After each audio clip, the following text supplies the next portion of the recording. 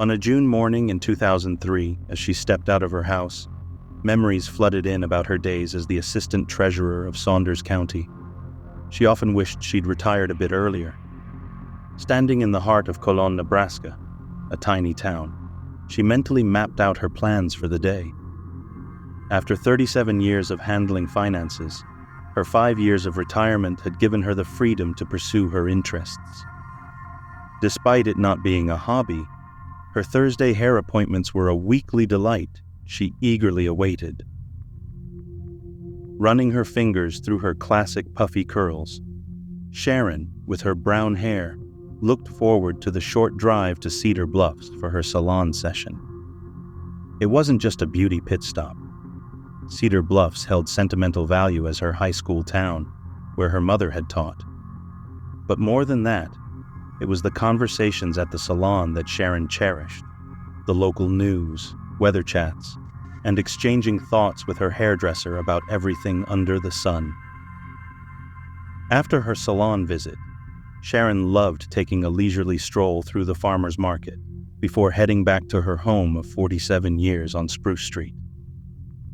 Some might see her routines as dull, but for Sharon, they were the heartbeat of her social life in Cologne. With no spouse or children, these routines were her lifeline, weaving her into the community fabric. As she greeted Rick Hartman, the postmaster, her bright blue eyes twinkled beneath her trademark big hair.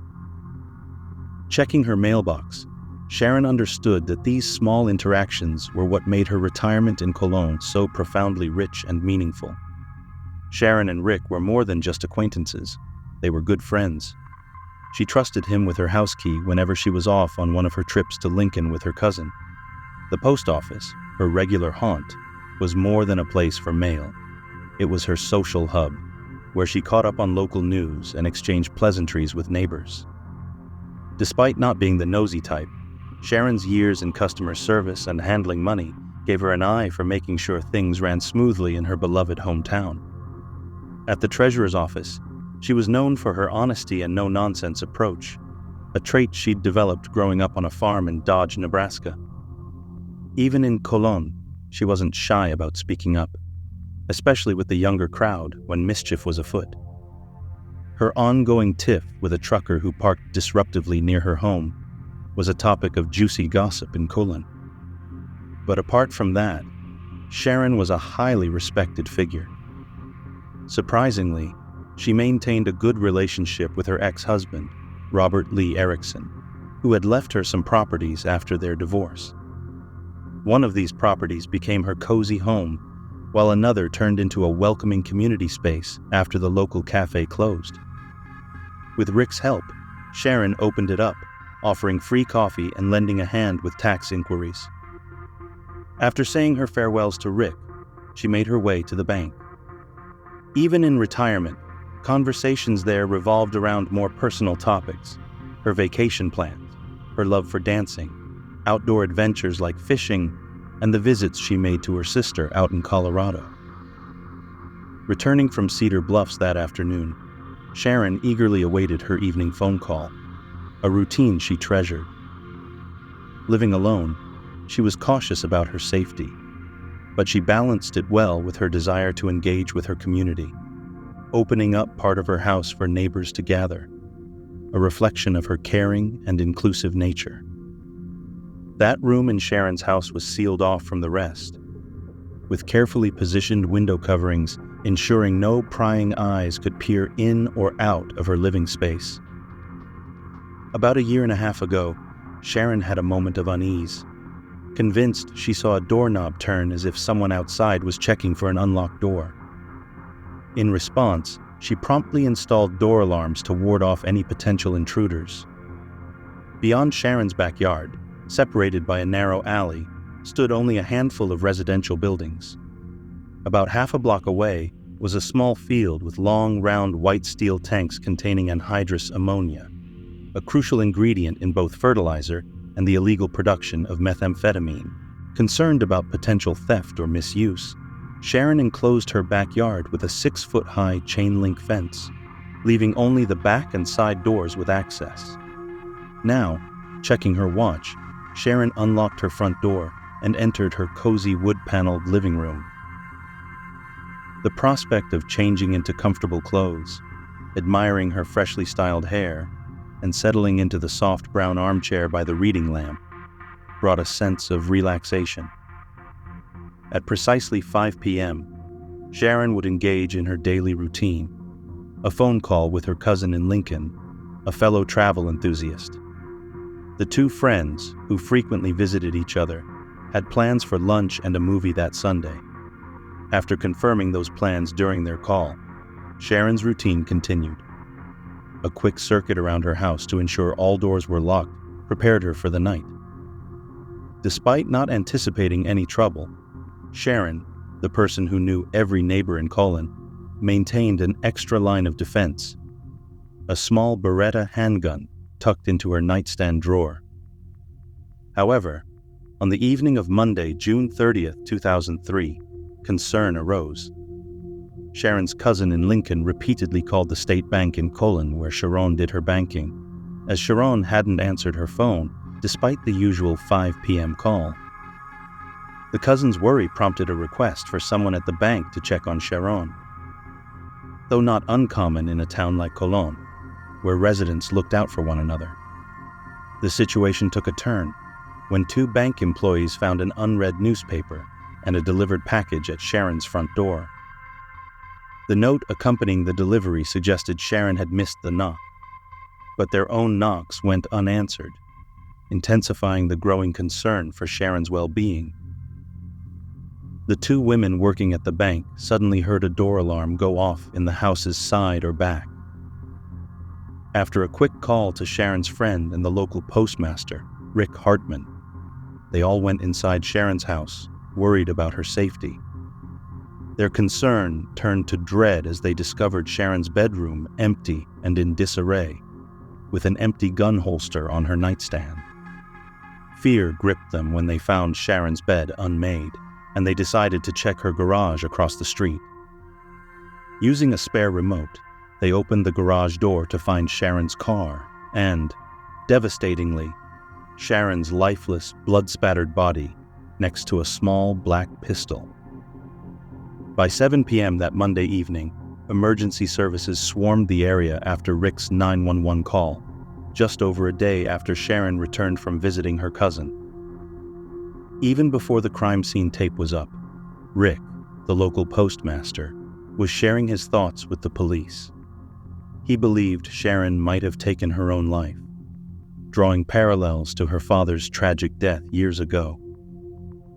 The postmaster kept returning to the officers near Sharon's body, pointing out her father's history of ending his life with a self-inflicted gunshot wound to the head, back when Sharon was just 23 years old, with a quick examination of Sharon's body, lying face-up parallel to her car, contradicted the theory of suicide.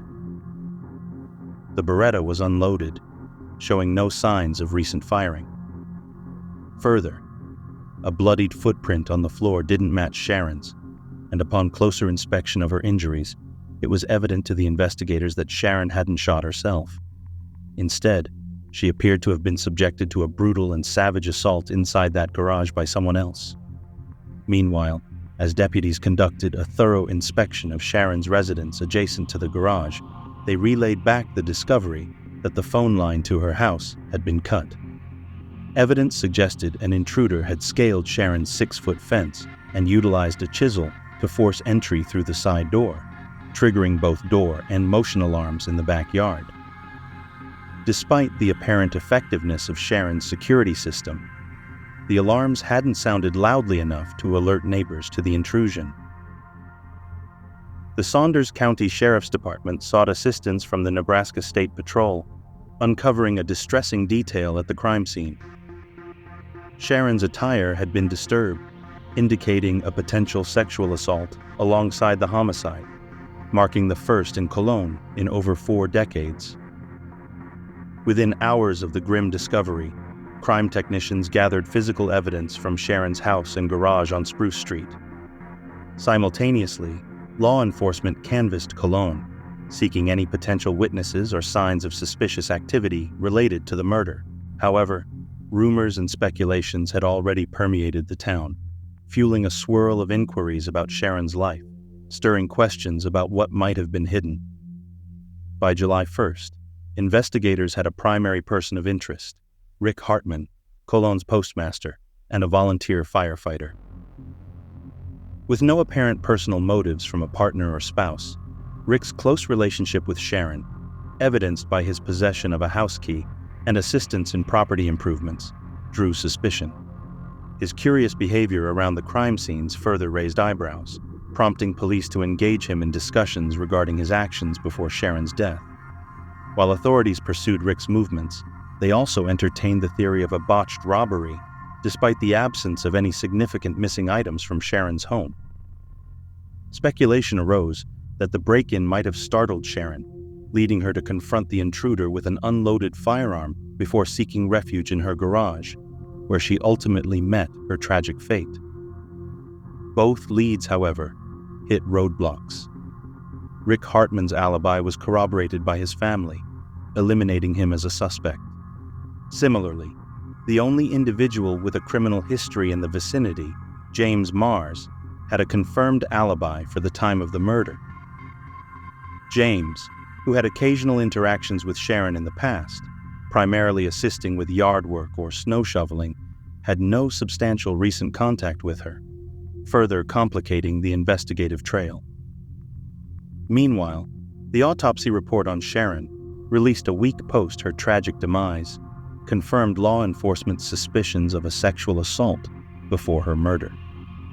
Unfortunately, the DNA samples collected from her body and clothing were insufficient for a definitive analysis that could identify a potential perpetrator.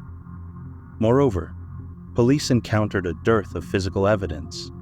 No fingerprints, blood, or tissue trace from the assailant was found in Sharon's residence, garage, or near the unfired gun discovered close to her body. With James Mars and Rick Hartman temporarily sidelined as suspects, investigators redirected their focus to two alternative leads.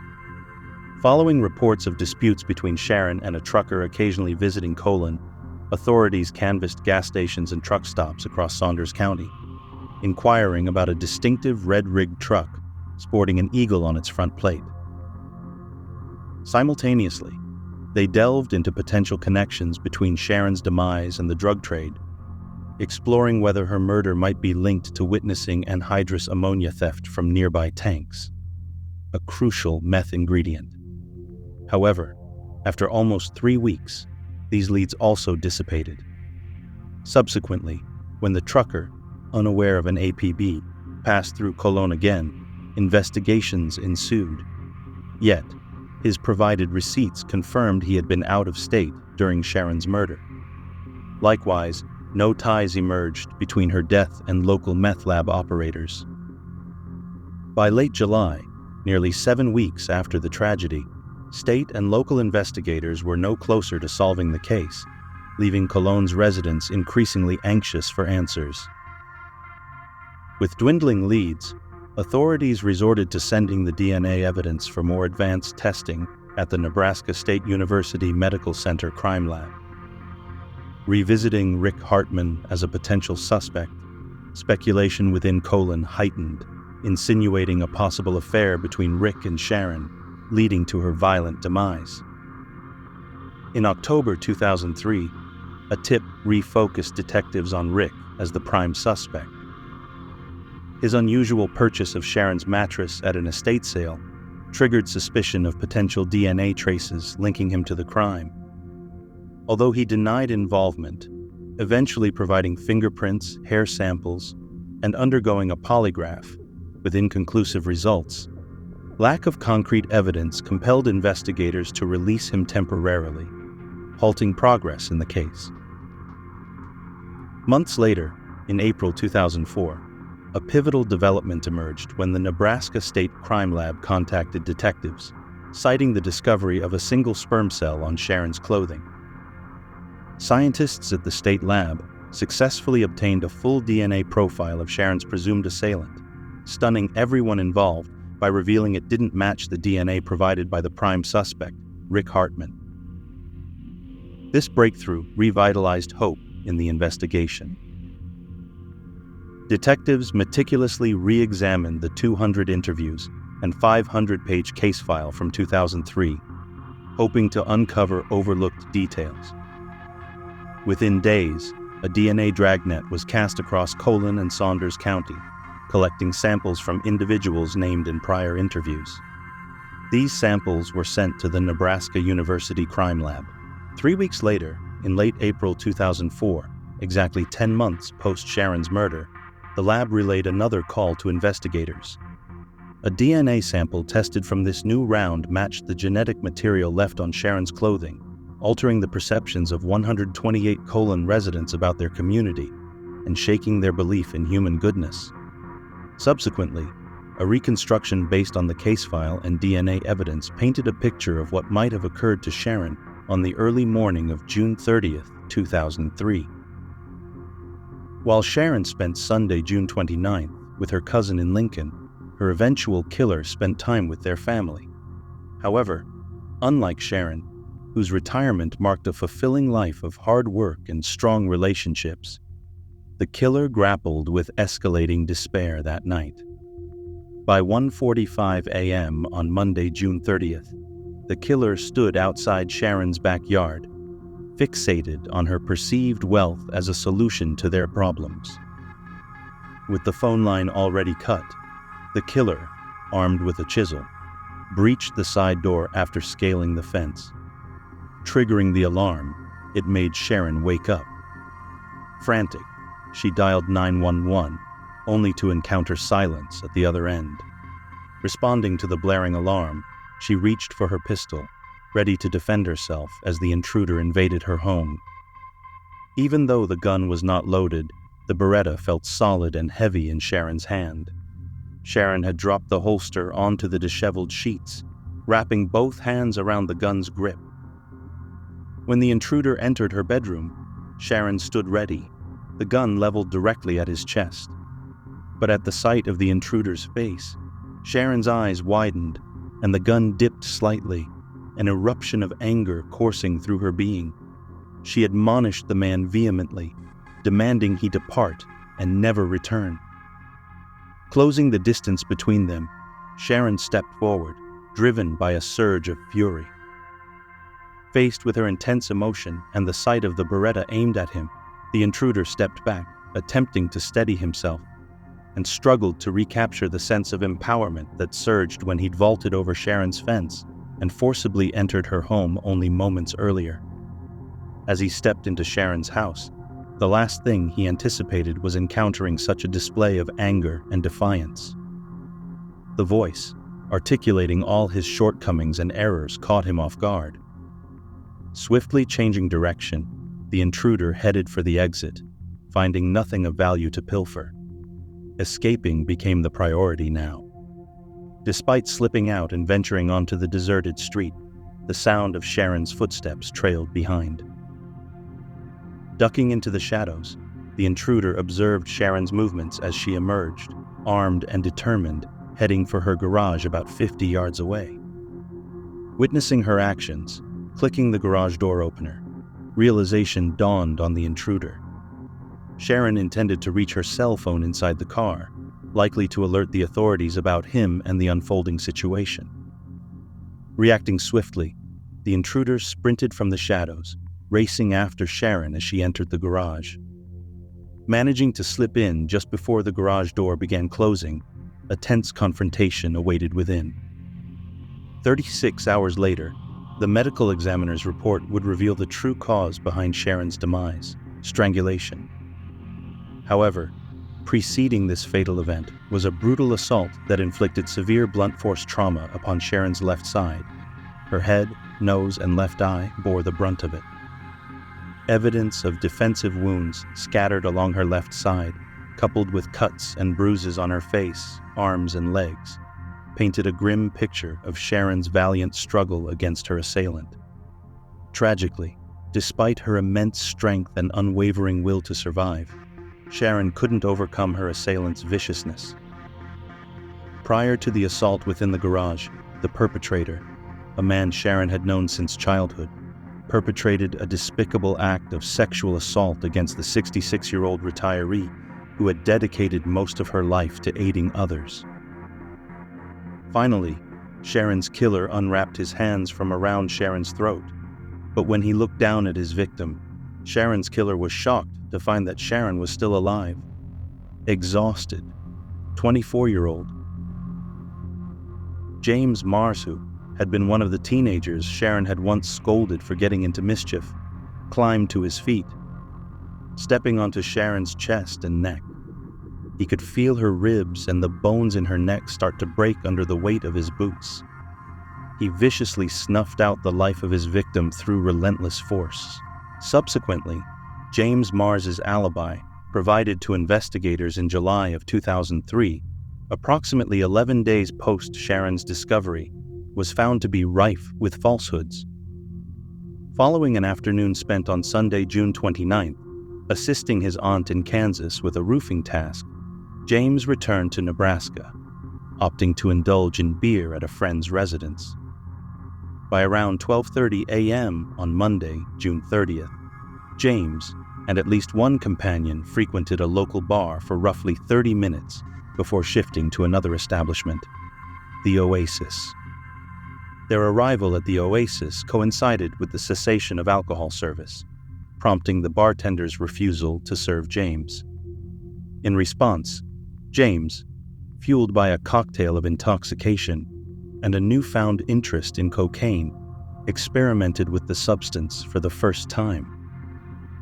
Incapacitated by the effects of alcohol and drugs, and wary of encountering law enforcement on the main roads, James departed the bar nearly an hour earlier than initially claimed, arriving at his mother's house not at 2:30 a.m., as stated, but at 1:30 a.m. Upon scrutiny, police found inconsistencies in James's alibi. A friend had agreed to fabricate the timing of James's departure from the bar, and James's mother's estimation of his arrival home seemed speculative. However, one is certain. James didn't retire to bed after a brief TV stint in his mother's living room. Instead, at 1:45 a.m., under the influence of cocaine and alcohol, James resolved to alleviate his dire financial situation by robbing his neighbor, Sharon, residing just across the alley. Perceiving her as an easy target due to her age and solitary status, James initiated the intrusion.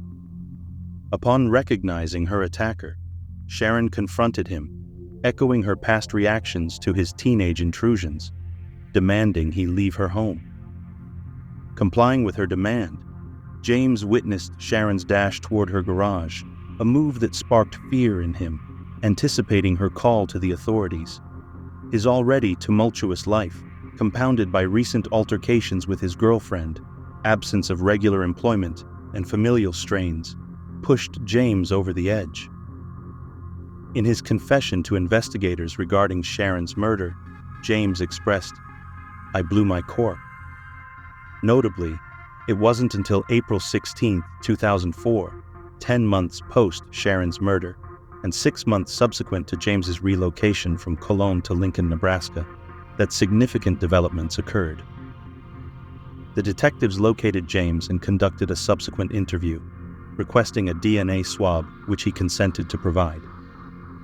After a span of 13 days, precisely on April 29th, James's DNA was identified as a precise match to the sperm cell discovered on Sharon's clothing. Just 5 days following this revelation, on May 4, 2004, James Mars faced arrest and was charged with first-degree murder.